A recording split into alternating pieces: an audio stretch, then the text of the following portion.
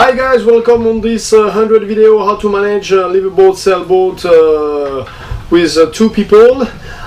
So we're not gonna waste time because time is money, and when you get money you can buy a boat, and when you get a boat you need to know how to manage it, and for that you need to look my video. So for that we start right now. You just click on the bottom and you subscribe on this YouTube channel. And then the two tips for the future for those videos. The first one is look for the right title and looks for the number, so it will be number 1 to hundreds when you're gonna look them on the Patreon page. So this is 100 video how to manage a liveaboat sailboat. Hello, hi everyone. So today is a special video. I know I told you that the next one will be about electricity, but this one is about the couple, because as you know, since like 12 years I'm sailing around the world. I saw a lot couple sailing together, and I noticed that the boat when the relationships works very fine on board and they sail the longest are always the same type of couple, and I would like to give you my input on that. And the thing is, I realized, like, you know, when you prepare something like going around the world with your wife or something like this, naturally at one point what happened is the men take in charge of the really technical part, like the engine or thing like this, and the woman naturally goes sideways with things more like administration or provisioning on things like this, which is a very good balance. But at the end is missing something, and the woman have to be much more involved on the technical part of the boat, and I'm going to explain you why. And the men have to push and help you to do it. The first one I will say, to make it something really simple to understand, is the dinghy. What you see all the time around the world is the man is driving the dinghy, the woman or the tender, the woman is in front of him, and you go shore and you enjoy time, and this is beautiful. But what happened is you're not free on the boat because you need your husband to go shore or to go to the beach or things like this. And this is not nice. You know, there is one of the morning you're gonna be like a bad night when it's moving a lot, and you wake up because you think the anchor maybe drift or something like this, and in the morning you have to fix something in the toilets, and you hear in the middle of something, and suddenly you have to say, oh, you know what, honey, I need to go shore because we need to buy this to do things today. And you're in the middle of something, and you're gonna leave everything to bring and wash yourself, to bring her ashore and come back and wait for her and come back and come. No, this is not the way to do it. The way to do it is when you're like this, like you're living in your place today. She get a car, she's free to go where she wants, when she wants. You have to be exactly the same on the board. This freedom is really important for the balance on board. Like, she need to be free, and she don't need you to be there to be able to go shore or come back. This is one of the really important points.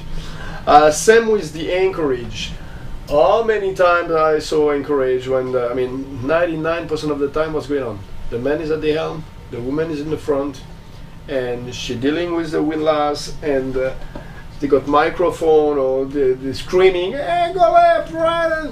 Doesn't work like this. Or she tried to catch the buoy and it's too heavy, she cannot pass the line, or you arrive on the harbor and she tried to throw the line, but she's not strong enough because the line is big, and guys, don't do that. You give the helm to your wife, and this is, I think, absolutely not negotiable. When you do an anchorage, it's really easy to get your wife or your spouse or your girlfriend at the helm.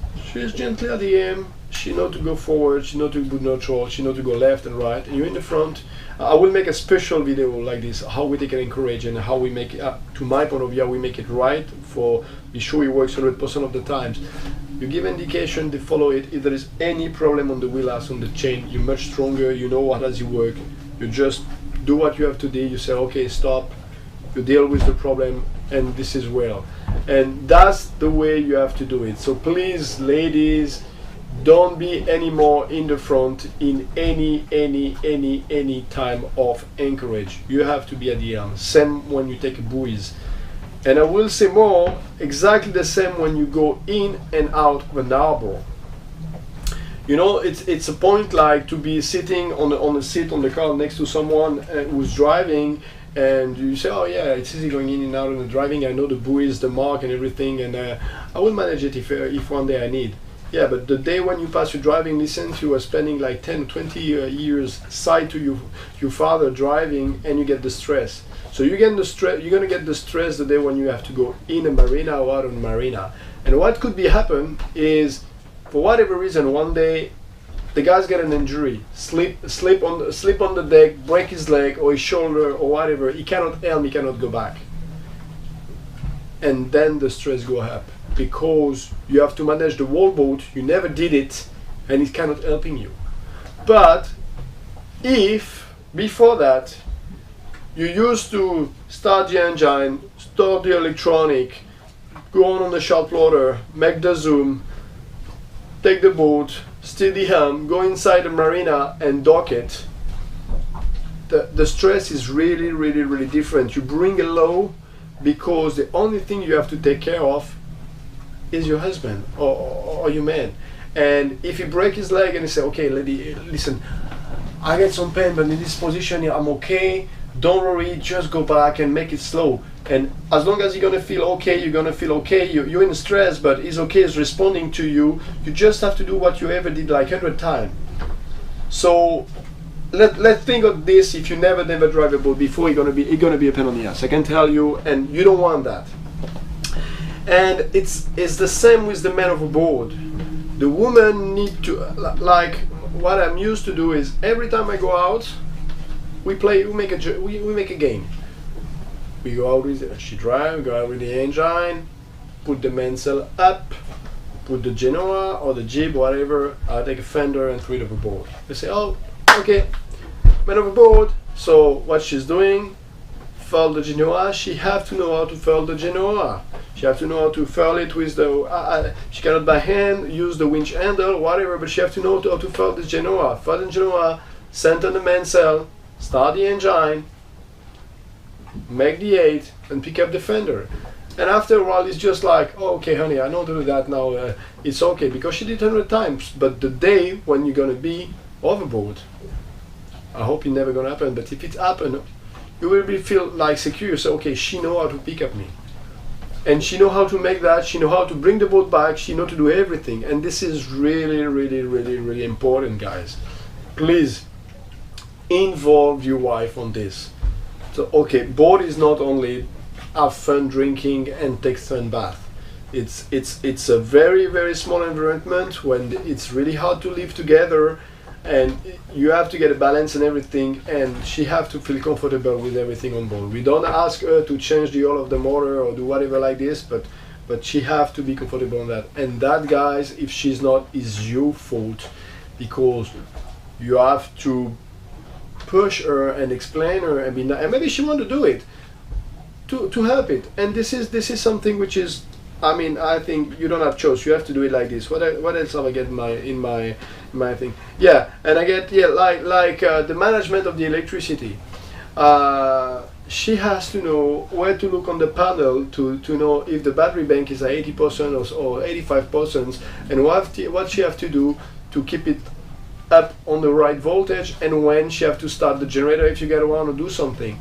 Because it's, for example, you leave for a day for whatever reason, helping a friend, or you get a flight back, or you get something to do, and she's alone on the boat, and you come and she don't know, and you come back late at 6 p.m. and the battery bank is at like 45% or 50% for whatever reason. You really damage your battery bank for nothing. Because if you just did explain her, she will probably put the generator on or the motors and try to keep it up, and if it's not, she will give you a call. At least she know there is something wrong with that, and say, hey honey, you know what, I think we have an issue with the battery bank because this, I'm gonna call the neighbor or whatever. But she have to know that, and you have to tell her, okay, look, this is the panel. When you look, you put a paper. Okay, this voltage is okay, this voltage is not okay. You know, small thing like this. The same as she is at home, she know to do everything, and she can manage everything at home, and she get a car to going back and forward and be free. The boat is just a home on the water, so she needs to get a car to go back and forth as much as she wants. This is the tender, and she need to be able to manage everything on the boat, to be able to put the power when she need to put the hot water, change water tank if she need more water because this tank is empty, and all these small details. So please, guys, be nice with your girlfriend or wife. Explain her gently, push her to know as much as she can, and this is the way. And give her the helm as much as you can. Go in the front for the anchorage and let her going in and out of the marina. Not necessary back way, but when you go forward, let her park the boat forward. She need to do that, and this is the way as you're gonna get, I think, a better experience of sailing together, enjoying more to sailing together, and avoid a lot of healing and things like this because things go wrong. So please, I hope this video was useful. Let's come back to me with some comments, and see you soon. Bye bye. Thanks a lot.